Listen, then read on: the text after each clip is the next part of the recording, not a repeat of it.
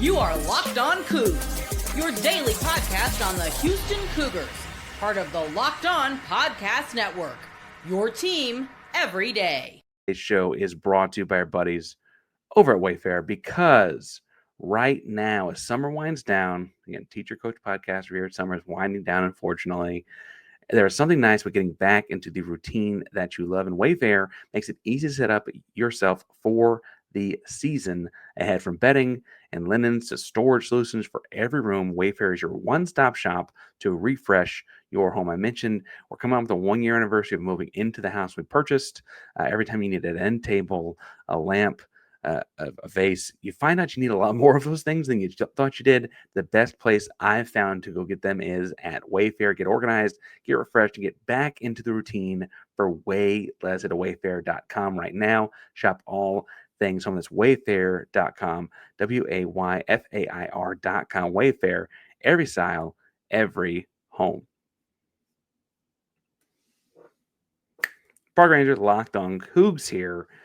And on Thursday, the Big 12 formally voted 15-1 to solidify a policy of issuing 15-yard penalties after a third instance of fans throwing things on the field. And before you even press send on the comment, though you should, yes, Texas Tech was the one that voted against it. They have a tradition as a university of throwing tortillas in the air, and they end up on the field and all and all those kind of things. Look, I do like to laugh at how the whole conversation, you can't do that anymore, to the silly little tortilla tradition. That is very funny. It is conceptually very funny to laugh on the outside end. I would also point out that players that have played there in Lubbock on that Cody Campbell field we mentioned in the first segment would tell you that a dry tortilla hitting them in the back would be kind of the least of their worries based on other things being thrown throughout a football game at Jones Stadium, right? Like that, just frankly, other things were being thrown, right? And I think that can be pretty gross, dangerous, frankly, when it's things like batteries and like it can get bad, right? So I do think that there's got to be something to that. However, at a more macro level, backing it up a second, I also think that the conference voting to ban your tradition basically, at a 15-1 clip would kind of suck. And I think it would kind of suck a lot because it reeks of this, like, that tradition specifically, I should say, reeks of like an overseer mentality where it's like, you're here to entertain me and you're going to do what I want to do and I can do whatever I want to you as you're the entertainment, blah, blah, blah, blah. Like, that's not great. However, canceling traditions, as we just did, makes you think, okay, when was the last time we saw this play out? The last time we saw this play out in a way that really delayed a game was not a Big 12 game. It was Texas-Georgia on national television last year when Texas fans threw a bunch of garbage on the field over a call they didn't like and delayed the game long enough that someone in New York called the stadium and had the refs replay, review a replay or whatever, when otherwise Georgia would have run a play and that never would have happened, right? The replay went Texas away. It could have dramatically changed the game and given these little petulant, puberty-filled fans of throwing fits on the sideline with trash. It could have given them what they wanted. Now, Texas didn't capitalize on the flipping of the penalty or whatever, which is the ultimate, like, ha, gotcha kind of moment. But I think that conversation did get people to think, like, how can we prevent this? And the Big 12 was like, oh, God, we actually have a school that does that. We can't let this potentially slow down a game. So first time, second time, there'll be referee warnings. Third time will be a 15-yard penalty. And I don't like the idea of canceling traditions because of what's happening elsewhere. I think that's not great. I also would point out, and this is perhaps a Houston-specific problem. This is Locked On Cougs, right? This is not Locked On Texas Tech, although Chris Love and I'm sure talking about over there as well. Cowan probably has really strong opinions on this, actually. I wonder... Look, let's just be honest. Houston's a gigantic city filled with alumni from a bunch of different places.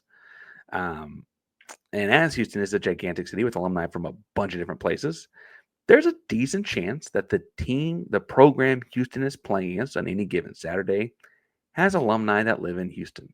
There's a decent chance there's a lot of those alumni because there's just a lot of people in Houston. And I don't know if I fully trust the discerning powers of a bunch of referees to figure out who threw what on the field and what team that person was rooting for, especially when those same referees have trouble doing things like spot the ball sometimes, or they can't tell me what is and isn't a catch. If I sat down with a referee and played 14 different would or wouldn't be catches, I don't think if I pulled in another referee, they'd have the same opinion on the 14, right? I don't think they could tell me to a T what makes and doesn't make a catch in a football game. I don't know that I want them telling me that was definitely a Houston fan that threw that on the field. That was definitely not I don't know that I trust them on that.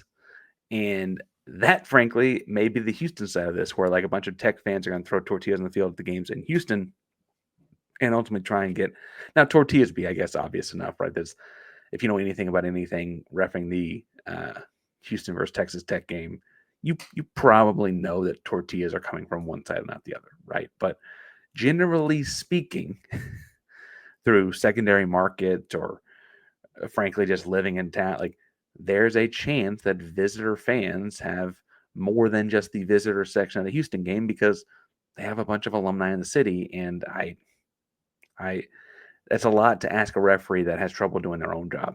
And I don't mean to say that I want that job. The job looks really hard. But I don't know about that. All right. Now, speaking of problems, because I think there's problems with that. Speaking of other problems, I do think there's potentially about to be some problems with Houston's basketball schedule that could also kind of suck. Speaking of things that suck, we'll talk about what those are in a second. Before we get too far, today's show is brought to you, as mentioned, by FanDuel, America's #1 sportsbook. And August 26th is officially FanDuel Futures Day, a brand new holiday for football fans who live bold predictions and have preseason hunches for just 24 hours. FanDuel is giving you deals on NFL season predictions. So whether you're calling an MVP, eyeing a long shot division winner, divine winner, maybe even, or ready to crown your Super Bowl champ before Week 1 kicks off, this is your moment. If you think that CJ Stroud's going to win the MVP because of all those extra Tank Dell throws he's got, go hit it. If you think the Texans are going to win the AFC South, go hit it. But do it on the 26th. Now it's FanDuel app. It's FanDuel app today and start planning your futures bets now, because Futures Day is one day and one day only. FanDuel. Play your game.